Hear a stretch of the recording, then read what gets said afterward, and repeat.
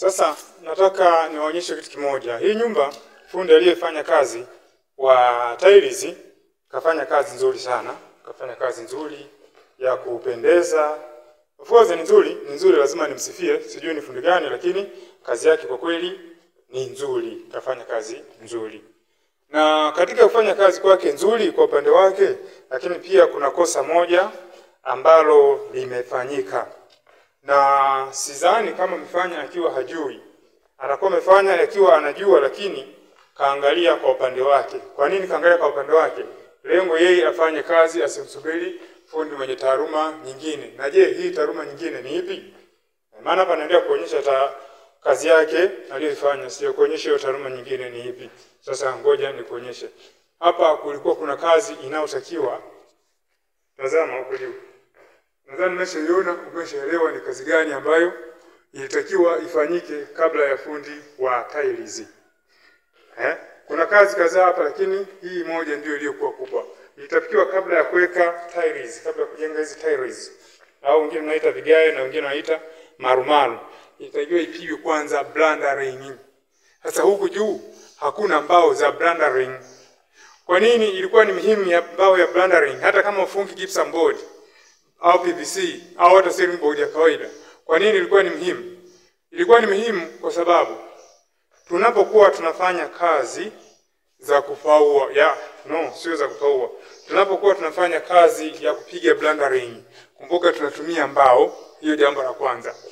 Tunatumia mbao. Alafu pia kwenye mbao tunatumia nyundo kuunganisha kati ya mbao na mbao na misumari. Sasa wakati mwingine unakuwa hapo juu huko unafanya kazi, unaendelea na kazi, kuna nyakati nyingine huwa inatokea nyundo ikaanguka, ikapoteleza mkononi na ikaanguka chini. Sasa itakapoanguka sehemu kama hii, tayari ina uwezo wa kupasua tiles. Kwa moja ya kazi au uharibifu wa kazi unapoanzia ni hapo. Unakuta tiles inaharibika. Sasa tayari ikishaanza kuharibika, ubovu wa nyumba unaanzia hapo. Kwa hiyo hata wakati mwingine vile vipande vya mbao tunapokuwa tunapiga juu kwa ajili ya blundering, ndio kuna mtu atasema blundering ni nini? Blundering ni hii kama unavyoona hii kwenye picha inapita hapo. Hizo ndio blundering. Blundering ni mbao ambazo zinapigwa juu kwa ajili ya kushikilia gypsum board au PVC au hata ceiling board. Ndio zinapigwa hizo mbao kwa mfumo wa draft. Nadhani hii nilishaifundisha kwa kirefu na mapana, sina haja ya kurudia, ila ndio hii hapa. Nadhani naona hata mafundi wakiwa wanafanya hiyo kazi ya kupiga blundering. Kwa hiyo ilitakiwa ipige kwanza hii blundering ndio mwisho ifanyike hizi kazi nyingine unazoziona. Nyingine pia japo kuwa si kosa sana, ndio makini wa fundi kwamba ukiangalia ukutani, huu ukuta haujafanyiwa hata skimming, haujafanyiwa rangi, yani haujaskimiwa, hajapakwa rangi. Kupaka rangi sio shida, lakini mara nyingi huwa tunapendelea sana kwenye kuskim paskimiwe kabisa, pako binder, hata kama upake rangi ile inakuwa sio shida. Lakini bado kwenye upande wa ukutani hakuna matatizo. Fundi anayekuja kupaka rangi au kuskim, kuanzia kuskim mpaka kupaka rangi, inatakiwa tu kuwa makini na kuwa msafi ili asiweze kuchafua sana hapa chini, kwa sababu chini huwa panachafuka sana wakati ule wanapokoroga, akiwa anakorogea ndani. Ile kama atakuwa anatumia white skimming wall putty na kama ni white cement na material yote itakayotumika kwa ajili ya kuskimia, huwa akitumia ndani anachafua sana. Pia hata wakati wa kuskim huko juu huwa inakaida kuanguka. Hiyo ni kuhakikisha tu kwa msafi. Kwa hilo sio tatizo kubwa, lakini huwa tunapendelea ukamilishe kwanza huko skimming hata na koti moja ya rangi, ndipo uje ushughulike na tiles, ushughulike na vigae. Lakini tayari hilo limeshafanyika, ila kosa kubwa, hilo lote niliongelea sio kosa kubwa sana.